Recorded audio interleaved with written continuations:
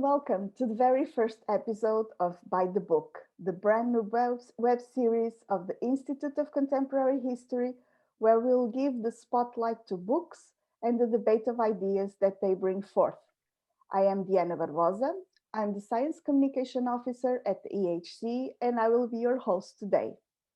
The book we have chosen to kick off this series was published by Manchester University Press just late last year and is a collective work of 24 historians.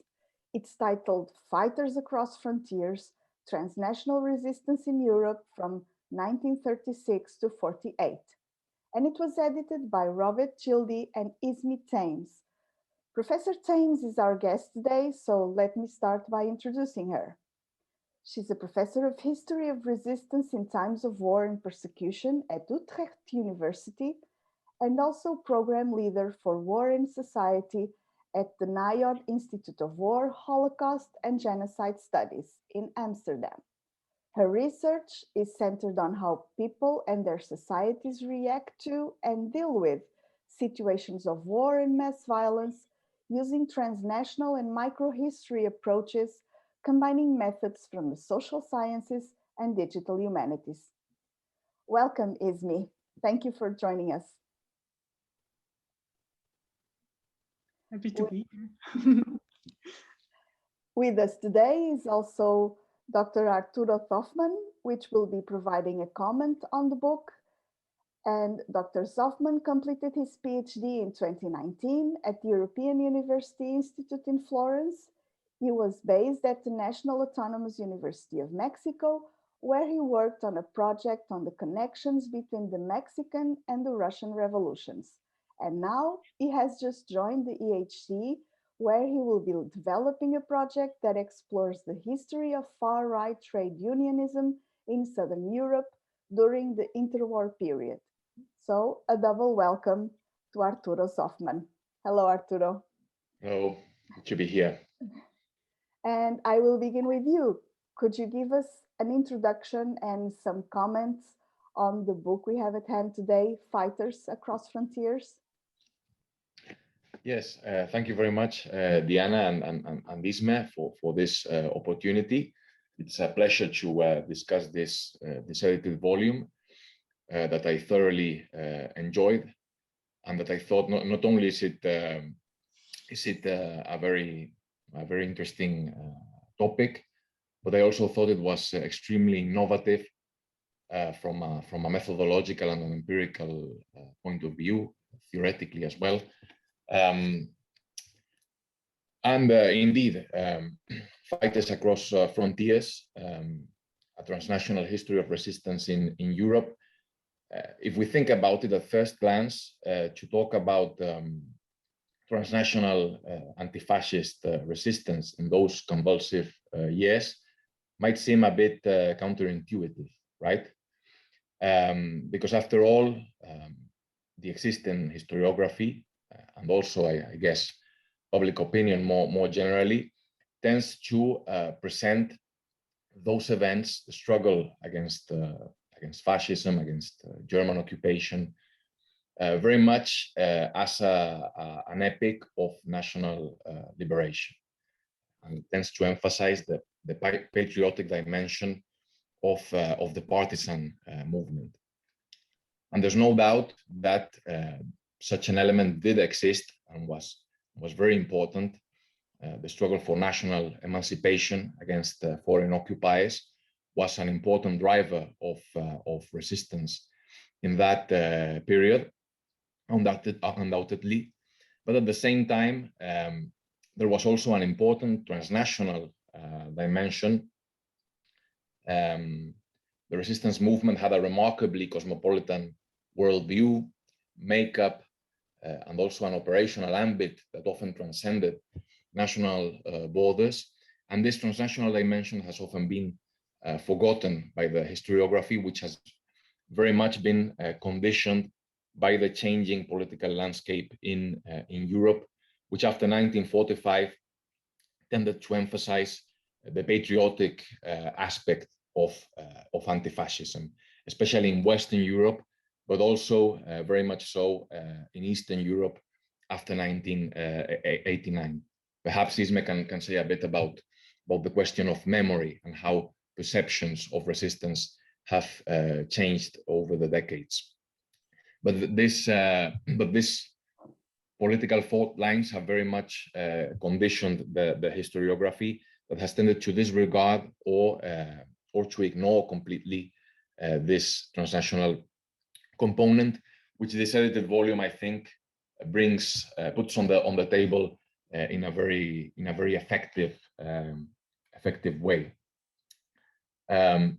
Because after all, the transnational movement, the resistance movement, had this transnational component. We see episodes of cooperation, people from very different national backgrounds with different trajectories, who, in the heat of the war and the convulsions that accompanied it, came together, and they didn't simply collaborate, but they also established networks.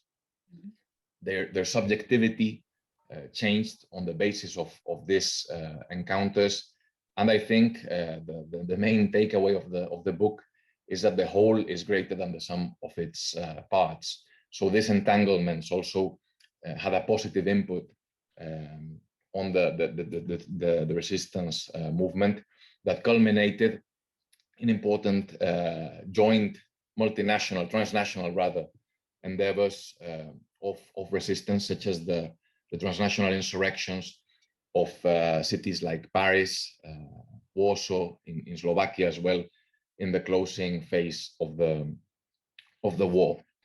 Now, the background to this transnational resistance is the collapse of the European state system after 1939.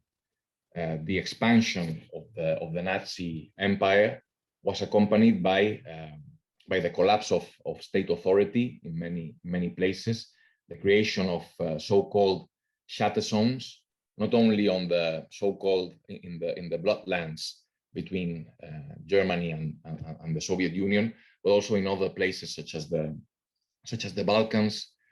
Defeated armies were often demobilized in a disorganized way.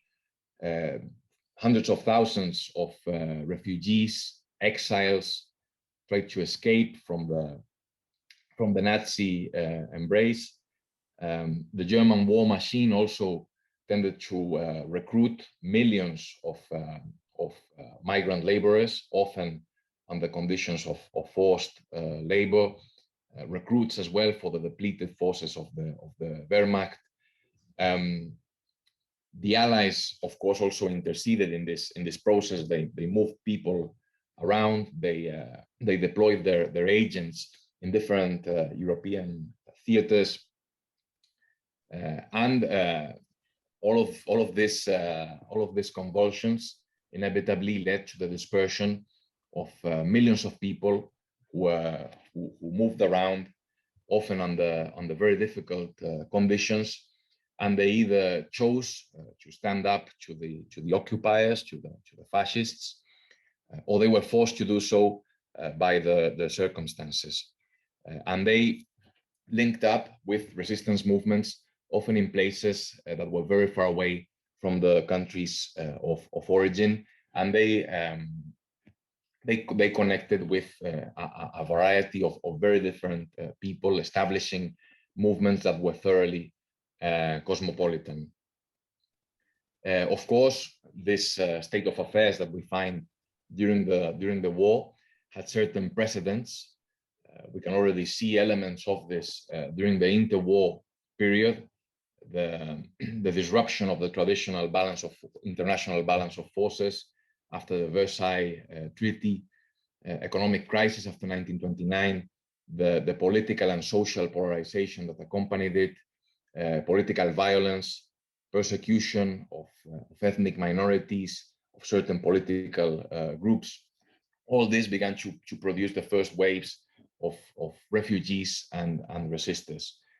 And the volume points to a key formative episode for transnational resistance, which is the Spanish Civil War, which I guess has a two-pronged importance.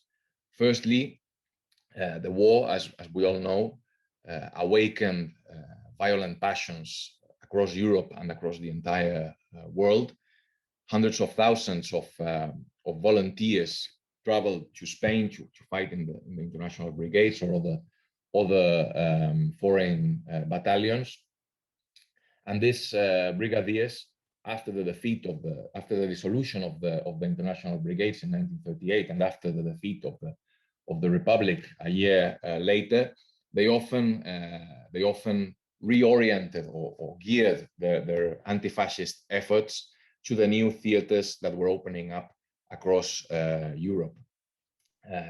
And the most important thing is not only that they had a strong commitment after their experience in Spain, they also had acquired military experience, but also importantly, they could mobilize the new networks, the connections that they had made in Spain. But at the same time, also, alongside this question of the volunteers, we have the dispersion of hundreds of thousands of Spanish Republican refugees after April 1939, who were dispersed across the whole of Europe. Their commitment to anti-fascism ideologically was often very strong, but beyond that, they were also persecuted both by the German armies of occupation and by the collaborators in France and elsewhere. So they were often forced to take up arms and to connect with the different movements that were crystallizing across the continent.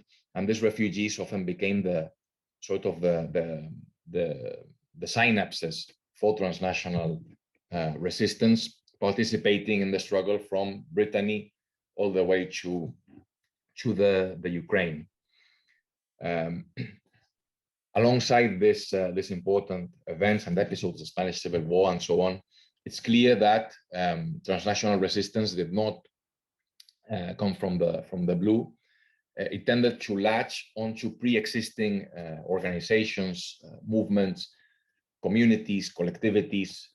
I think here the communist movement features very highly for a variety of reasons. First of all, because it was organized internationally, particularly until 1943, until the dissolution of the Communist International, which was very much centered around Moscow, but which, of course, as we know, branched out across the entire world. So they had this international scaffolding. They were also committed anti-fascists, of course, especially after the invasion of the Soviet Union in June 1941, but also ideologically, they were internationalists whose efforts were directed towards world revolution, of course.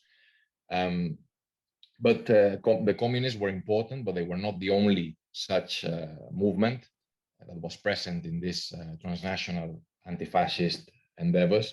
We also have social democrats, we have anarchists. I thought the reference to political Catholicism and Protestantism was very interesting as well. Many of these Catholic and Protestant militants became involved in transnational resistance. And then, of course, we have persecuted minorities, most prominently the Jews, who even before the war had been displaced by the rise of fascism, and who chose, or more often even were forced by circumstances to resist fascism and to become involved in different partisan movements across the continent. But there were other such minorities as well, such collectivities. I thought the reference to migrant workers was very interesting. This is not very well known, but before the Second World War, countries such as France or Belgium had very large contingents of migrant workers who faced severe persecution under the occupation, and who often spearheaded resistance, and who also acted as intermediaries with movements in their home countries. And this sort of entanglements, these connections, this movement of people was stimulated naturally by the Allies, who tended to deploy their own agents who helped coordinate the struggle.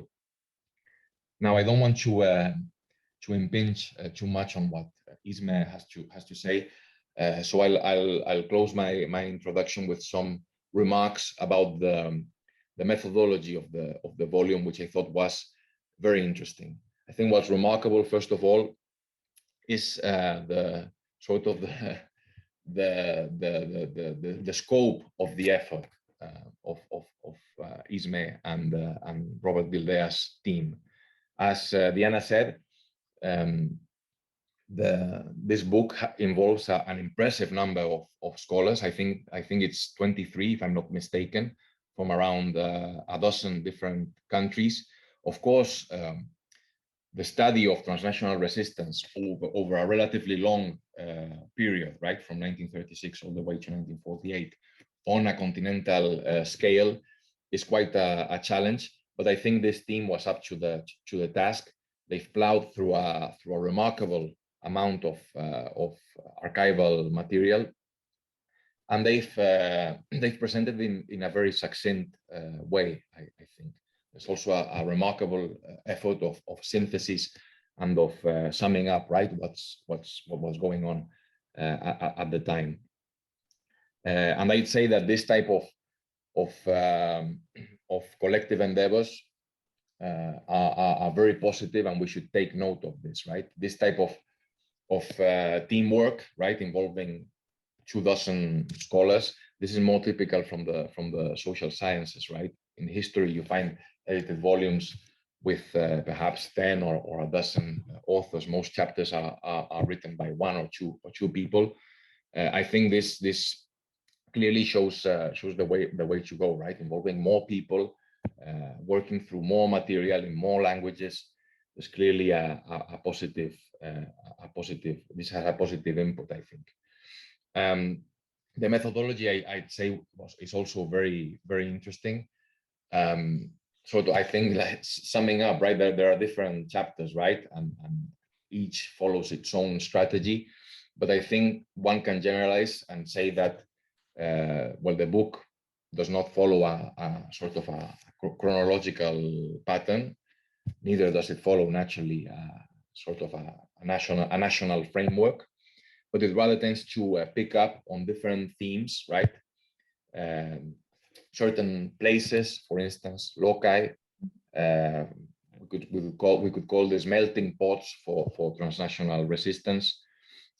I think the authors call it points of encounter. So there are chapters, for instance, devoted to concentration camps, right, where resistors from very different parts of the continent and beyond came together. Also, there's a chapter devoted to this so-called shatter zones in places like the Balkans. Other chapters pick up on particular groups, right? The Jews, migrant workers, allied agents, particularly from the British SOE. And finally, other parts of the book analyze certain events, right, such as the collapse of the Spanish Republic, right, and the dispersion of the Spanish refugees, or the transnational insurrections of Paris, Warsaw, and Slovakia. And these chapters tend to make some general observations, right, about this particular theme, and then they illustrate it through particular case studies that tend to utilize biography as a window onto transnational resistance. I think the choice of biography is very apposite. First of all, because transnational processes tend to rely on intermediaries, right? Certain people who move around and who act as bridges between different processes, between different movements. They weave transnational networks, and I think it's an effective device, right, to pick up on particular biographies, to trace this mobility, right, that underpin transnational resistance. But there's also an additional important aspect to biography, which is the study of subjectivity, which I thought was one of the most important aspects of the book, right? not simply to study mobility as such, but also to understand how the movement of people, right? How, for instance, a Spanish Republican who moved to France, was then moved to a concentration camp in North Africa, who returned to Europe to participate in the liberation of Paris, right? How the subjectivity of such an individual changed in the heat of events and in the heat of the struggle. I thought this was very, very interesting.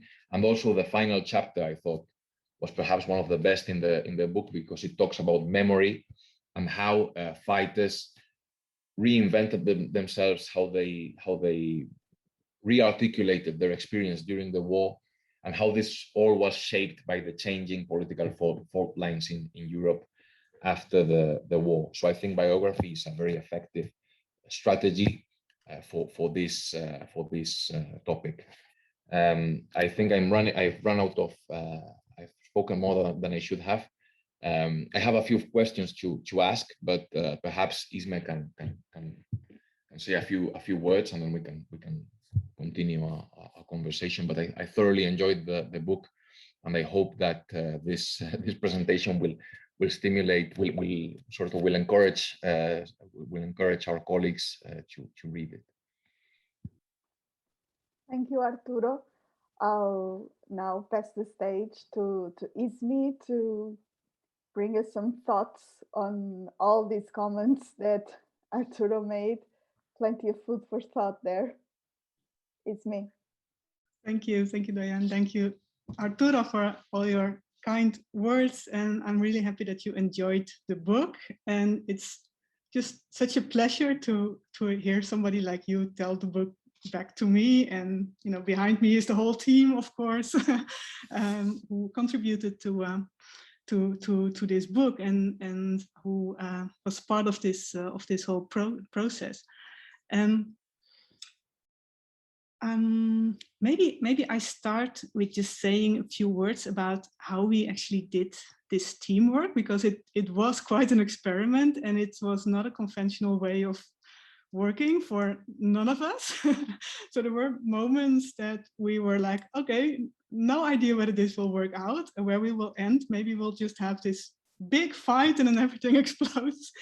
Luckily that didn't happen. I think it started already quite some years ago, when Robert was just gathering people together around this idea, because he thought, I've come across so many people in resistance movements who were not from the country that they were resistors in. So he was like, I need to do something about this. This is important. This is big. So he started gathering people already quite some years ago, but we never had it made into a big research project. So there wasn't this big ERC huge funding scheme. We had network funding, which meant that once a year, the whole group could come together in Oxford or Dublin or Belgrade or all over Europe for a few days to discuss. But the rest was basically, we were working on our own. And yeah, and that also meant that we had to sort of self-organize. So there was not a structure saying like, okay, by then you need to reach this milestone and you have to report to Brussels or whatever. So it was a very self-organizing event. And I think the workshops were crucial in this, because then we came together, we could discuss our ideas, we could understand how we did not understand each other, which was very important in this process, because indeed it was more than 20 people from all over Europe, from Israel, from the US. So even when we all spoke English, even when we all used the same words, it didn't necessarily mean that we were talking about the same things. So that was a very important part of the process, just figuring out what it actually was that we were doing and what actually transnational resistance was, and why it was not international resistance, and why it was not Comintern, and why it was not, you name it. So we had many conversations about these things, and by the end, I think it was 2016, well, not really the end, but the end of the workshop series, we sort of agreed on taking this approach of looking at people moving around. And that didn't start in 1936, obviously. But the outbreak of the Spanish Civil War meant that we had a point to focus on, like, okay, here we see many people suddenly, you know, crowding into Spain from all places in Europe and even beyond Europe, because they thought, like, okay, this is the place I need to be now. It could be for many different reasons, but they came there, they went there. And our focus thus became on people moving, going to places, encountering each other in violent conditions, not like our workshops, like, you know, with a beer or and a dinner, but in violent conditions, encountering each other and reinventing themselves. I think a big thing within the book is about how people change because of what they experience, what they do, and the other people that they come in contact with. And we sort of not necessarily followed the same group, but this was kind of the approach that we took. Like, okay, where are the people gathering and people in resistance where something crucial happens to them? So it could be the Spanish Civil War, it could be internment camps, it could be in regular or irregular armies, it could be all different rescue lines. So we focus on different places and different moments. And sometimes we came across the same person who was in Spain at one point and then suddenly popped up in Warsaw in a different point. And that's so interesting when you work with such a big group of people. And I don't know how many languages we could bring together. You know, the whole group of us. Some people really well versed in many different languages. So we had, through that, we had access to so many archives and cultures and memory cultures as well. So that was really something I think you can very it's very hard to replicate something like that if you are in a fixed structure, or if you want to, you know, sort of say in advance, like, this is what we're going to do, this is how we're going to do it. So I think it's, for me, it was a beautiful experience of just creating the project and the research while doing it, and trusting each other that, you know, wherever we will end, it will be worthwhile, because we were learning so much as well from each other, and also about the process, and of course about the people we were studying. I think what Arturo highlighted, you know, we indeed decided to focus on biographies, also to make it really about the experiences of people, because we, especially indeed in Western Europe, but also in other parts of Europe, stories about resistance against fascism are very national stories. And there's a logic to that. I mean, the post-war logic created that. The new states needed a story of legitimization. I mean, why were they in power? Well, because they were the resistance. So it needed to be linked in that period in time. And of course, we're now, I don't know, more than 75 years later. So it's time that we start questioning these things. Like, okay, we don't have to think about resistance against Nazi occupation or against fascism in purely national terms. And it basically, if you keep doing that, you sort of miss out on the experience of millions of people. And those were the people who also made up the 1940s and the 1950s. And so they were there, but they didn't really have much space to integrate their experiences into these national frameworks, national stories. And of course, the shifts in them, it changes.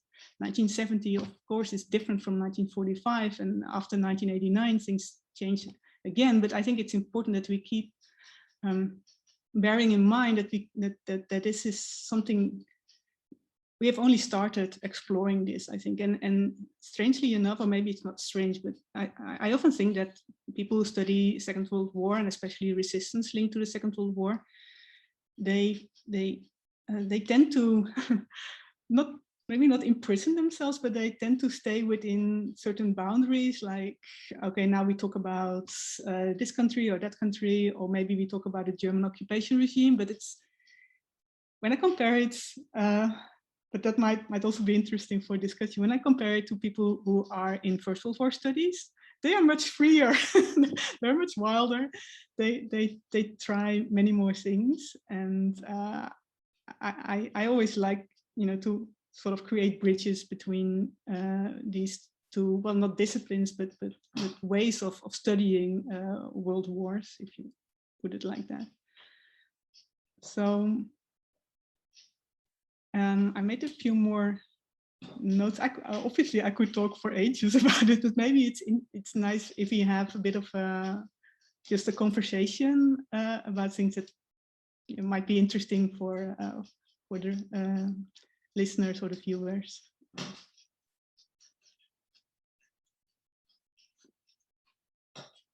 I'll hand back to you, Diana.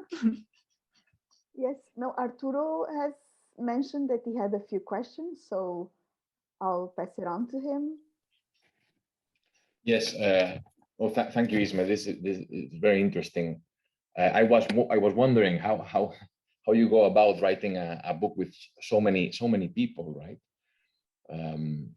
And it's not simply a question of, I mean, as in some fields in the social sciences where it's very much about the data, right, and just processing data and that's it. But there's also an analytical, right, dimension to this. What's your strategy? How do you tell the story, right? What's the argument? Who are your protagonists? So I was wondering how you go about doing this, right? It's not conventional, but I think it's very successful. It's successful. It's effective, and I think it's probably the only way of writing such an ambitious study, right? I guess with a smaller team, you could write something about the international brigades or about a particular insurrection or about whatever, you know, Poles in Greece fighting in Hellas, but you know, to try to study so many different episodes, countries over such a long period of time, it's the only way of doing this. And I guess, yeah, I mean, I imagine that these workshops must have been a very exciting point of encounter, right? A crucible of transnational historiography, I guess. And it makes what you're saying about biography makes a lot of sense as well. It's probably the way to channel the research effort, right? And I guess, yeah, as people pop up in different theaters, in different contexts, I guess the team can quickly trace their movements, look where they're going. How is it that they appear in a different part of the continent?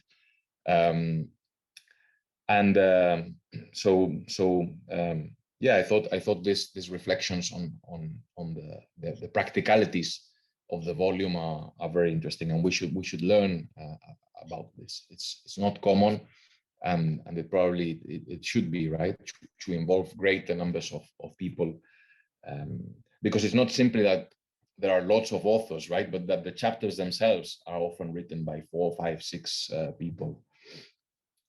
I imagine, I mean, I guess I have a question about this. How is it that you write a chapter with so many different people? I guess you divide it up, or I mean, the practical aspects are quite intriguing. But I also, I guess, just to open up the discussion, I had some more analytical questions, I guess.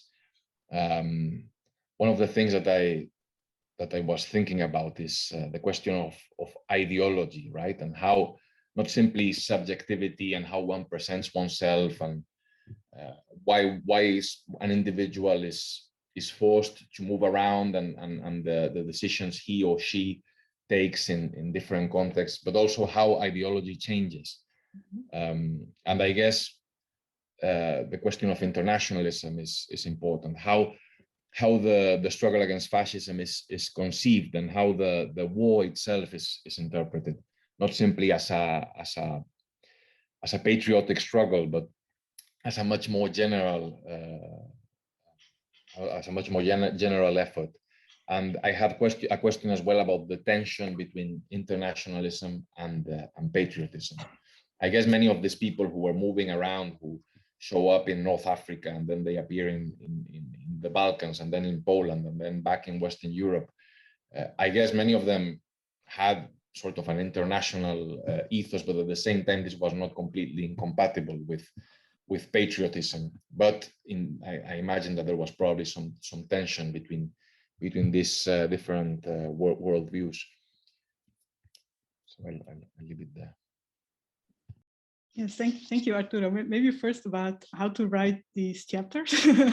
I'm not sure which workshop it was, but at some point we started discussing the themes of the chapters, and people more or less self-assigned to the topics that they were interested in or that they knew a lot about.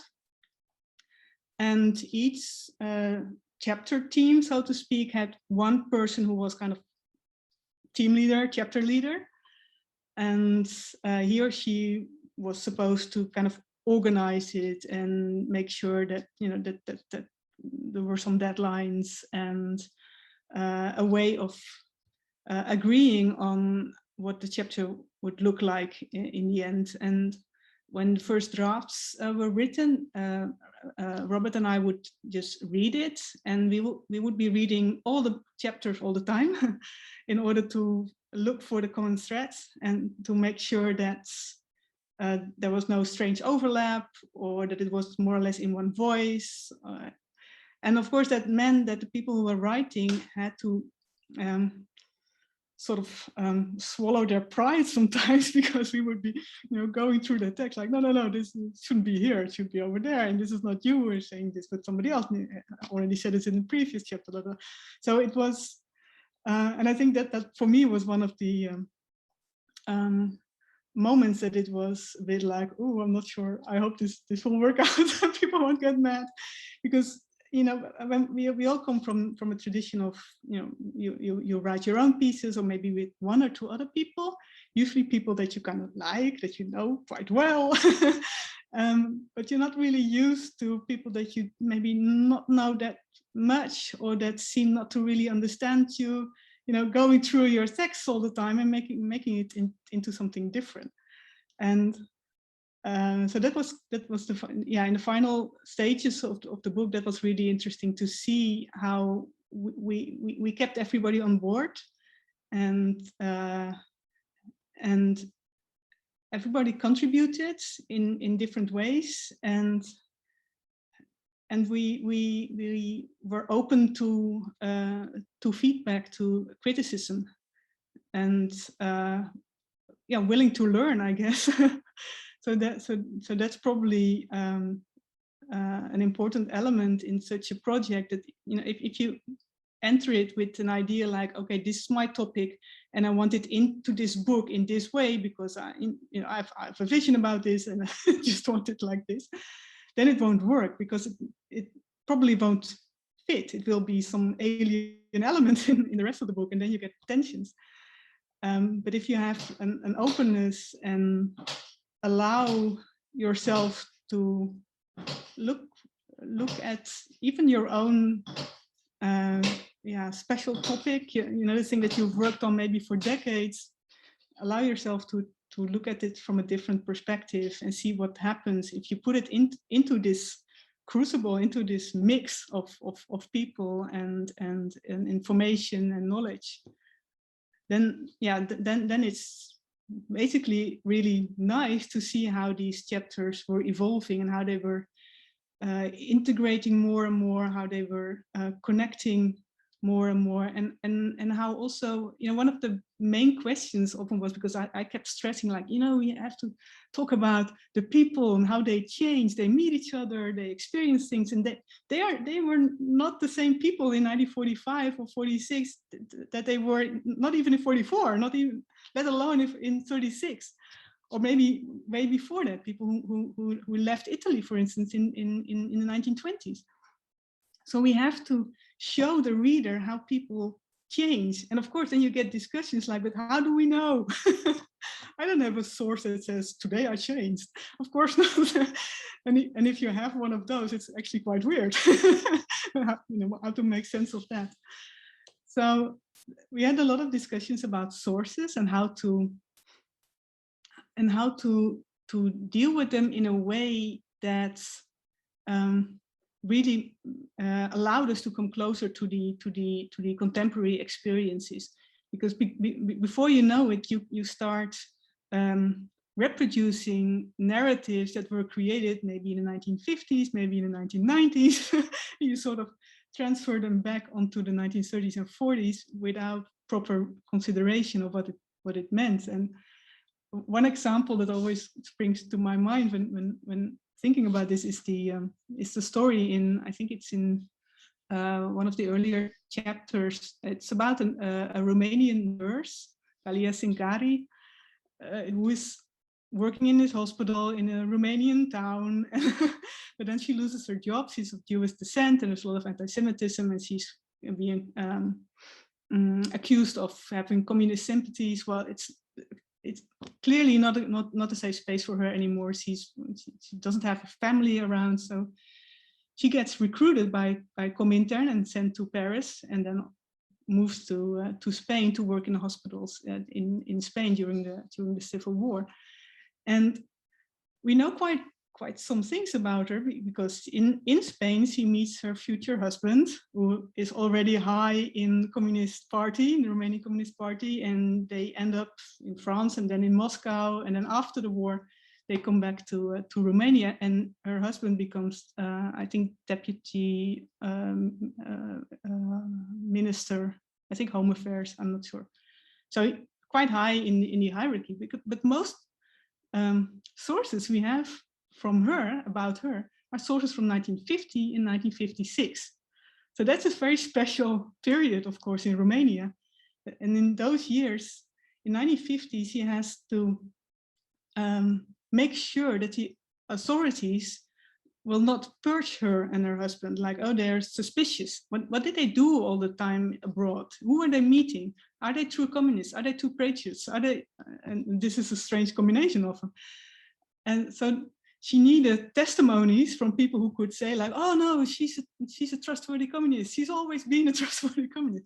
So we know quite a lot, but it's from very specific times and circumstances. And sometimes you can think like, oh no, this is so difficult, because now we don't know what she really experienced in Spain, because we don't have many sources on that. But then again, it is so interesting to see how people narrate their life stories, and also how these life stories change, and how different people who give, in her case, for instance, who give testimony about her, highlight different things, because they think like, okay, if I say this, it may help her. If I just leave out that, or if I just take a bit of different phrasing. So the narration of your own story, of your own, as the Germans call it, your own Werdegang, you know, the way you changed, the way you grew into the person that at some point in time you were, and that you needed to be. I mean, obviously, people during the period of the Second World War, in that period, they had to reinvent themselves often as well, and had to take on false names, create a complete new identity in order to sort of stay below radar, or make up different histories of themselves. So this, and that's, I think, one of the things that really fascinated me, is how people find ways to even if it's extreme, the experiences are extreme, that they find ways to make it into one story. the story may be a bit weird when we look at it from this distance in time and culture, perhaps. But this very strong capability or capacity of people to sort of link themselves again and again to their surroundings in such a way that they're not too much in danger. They were in danger most of the time, and many of them also after the war, because they were on the wrong side of the political spectrum, or because they were, for one reason or another, not trusted by the new authorities. So this continuous process of negotiating, who am I, what am I doing, does it bring me, put me into danger? If so, what kind of danger? Who is there to help me? What skills do I have? Where can I go to? Who is there to help me? How can I move on? Can I come back? Do I want to come back? all these questions I found really interesting. And then, of course, it's a challenge when you have to work with scattered sources, especially from the wartime era, that are very strange. I mean, most resistance groups did not keep nice archives or anything. It was way too dangerous, and they were preoccupied with other things. So how to deal with those issues, I found really interesting. And also one of the things that I really want to pick up for future research, like, what can we do with very strange sources, but still get close to what people experienced and how it changed them and their stories about themselves. Thank you, Ismee. We are reaching the end of our session. I don't know if Arturo has another question just to close off. Yes, I have many questions, but sadly, I mean, we don't really have the time. But no, I thought your comments were fascinating, Ismee. It's very particularly the question of memory and reinventing oneself. And we should remember as well that the post-war period was not the easiest either, right? You have the Cold War, sharp political polarization as well, both in Western Europe and in Eastern Europe. You have authoritarian regimes emerging, not only in Eastern Europe, but also we can think of places like Greece, for instance. So memoirs are not dispassionate, and they're under enormous pressure, I guess, by the political circumstances, right, in each country. I guess for Jews as well, right, the creation of the State of Israel in 1948 must have shaped the way that they present their participation in the partisan movement during the war as well. So I guess it's a big challenge, right? You probably need to cross-read the sources, right? Compare, contrast, and I guess sources that were produced during the events themselves must have a particular value. Although at the same time, I guess they're probably a bit flatter, right, than memoirs. They reflect less on subjectivity, on experience. I guess if you look at the SOE archive or at the Comintern archives, you won't find much about experience or subjectivity, or probably you need to do a lot of reading between the lines, right, to tap into these questions. But yeah, I found this is fascinating. We can probably end the discussion with some questions about the historiography, right? I thought this comment you made about the historiography on the Second World War and how it contrasts with that on the First World War. This is very interesting. I mean, I was wondering if you could reflect a bit on that. Why is there such a difference? Is it because still we are very much under the shadow of those events, and the post-war narratives have crystallized into a very sort of an impregnable pervasive political discourse that historians cannot really unhitch themselves from. I mean, I guess this book is probably going to shake up the field very much and open new avenues for research. So I was wondering if you could perhaps reflect a bit on what those avenues could be. Something I thought about, which is a fascinating topic, is sort of the obverse process to transnational resistance, which is transnational fascist collaboration, right?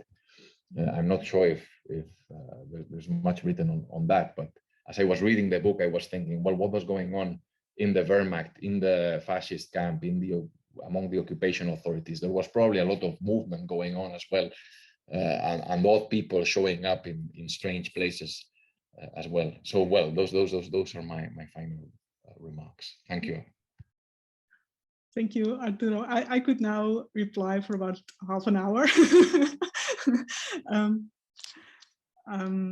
I won't, but that means that I have to pick one or two brief responses. So about because that's really fascinating, you know, the counter picture, so to speak. So who were the fascists? And it's quite interesting that transnational research on, for instance, volunteers in the Waffen-SS, it started a bit earlier. People like Robert Gerward wrote on that, and others. And I did a tiny bit on it myself as well, looking at Dutch volunteers, for instance.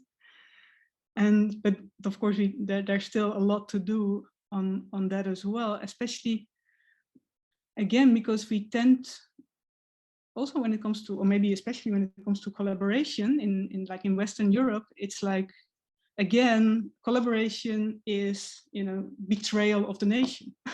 So when you start to study Dutch volunteers in the Waffen-SS, people in the Netherlands understand it as studying traitors or maybe weird adventurers or whatever, but they don't really understand it as this transnational phenomenon. So there's still a lot to do, and I think that brings me to your other point, like why is the historiography about the Second World War still, at least in popular conception, still so much focused on the nation state or even on local histories, family histories. And I guess, well, maybe it's specific for the Netherlands, but I'm not sure. I guess maybe it's a Western European phenomenon that it's linked so tightly with this idea that after the Second World War, there was this kind of new beginning. So there's this continuous period since 45 until now, a period of progress, you know, decolonization. You know, we suddenly realized that was not a good thing. Some colonial wars, but still, this idea like under this, it's progress, it's welfare state, it's European integration. We're getting forwards and forwards, and I think by the end of the 20th century, people started to doubt that more and more. And now, especially, like, oh, maybe that's a very weird way of looking at history, you know, thinking that, okay, now since we experienced the Second World War, now we know what is right, what is wrong, who we are, why we are who we are. That idea, I think it's sort of falling apart, and it has been falling apart for 20 years plus, I guess, but it's now getting quite big. But on the other hand, you see a kind of a counter movement. For instance, when you look at the education in schools, primary schools, secondary schools, the idea that we have to keep the memory of the Second World War alive, because if we don't, civilization will fall apart. We have to sort of retell the same stories all the time because we feel we need them. Because if we don't, who are we? and who will help us not make the same mistakes again? But at the same time, of course, if you stick to a limited set of narratives and have a lot of blind spots about a lot of other narratives, you are kind of deemed to make the same mistakes again and again. And I think we're now in a moment that's really highlighting these tensions. And I'm curious about how that will continue, how we will also, you know, celebrate or commemorate the end of the Second World War in 5 or 10 years, how it will be different, and how we appreciate these experiences, and whether it means that there will be more space also for professional historians to get closer to what actually happened instead of what can we learn from it. And I guess that's, at the moment at least, one of the big differences with the First World War and historiography about the First World War. It's much less focused on what are we supposed to learn from it, and if we don't, we risk society falling apart. Oh, that's a depressing note to end on.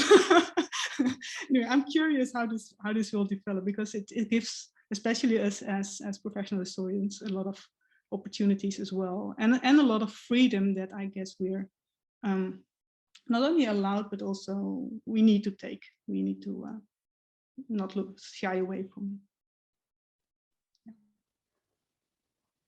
Well, it remains for me to have a very big thank you to Ismee and to Arturo. I believe we had a very interesting conversation with a wide range topic, spanning from the topic itself and the methods that you had to use and the difficulties of the path that you as a team took. And so I believe that this will be a very interesting conversation for other historians, and I hope for a more general audience to look at World War II with a different eye lens and from a different point of view. So thank you very much, Ismee. Thank you, Arturo. And to everyone that's listening and viewing us, we hope to see you on our next episode of By the Book. Goodbye.